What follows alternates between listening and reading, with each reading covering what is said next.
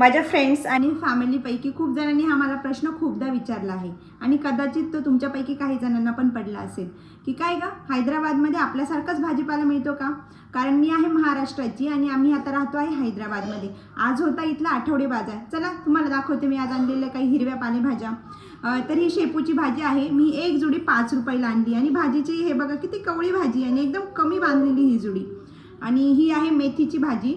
या 2 जुड्या मला मिळालेल्या आहेत 15 रुपयाला. जुड्या नाही म्हणता येणार, हा मिनी पॅकच म्हणता येईल.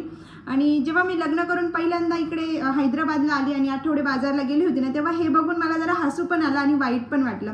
वाईट या गोष्टीचं वाटलं की आपल्या महाराष्ट्रामध्ये म्हणजे मी शेतकऱ्याची मुलगी, तर माझे आई बाबा यापेक्षा कितीक पटीने मोठी जुडी लोकांना प्रेमाने फ्रीमध्ये देऊन देतात आणि इकडे हीच जुडी मला 15 रुपयाला मिळाली. परंतु काय आता, घेणंही गरजेचं आहे कारण शरीरासाठी हिरव्या पालेभाज्या खूप महत्त्वाच्या असतात.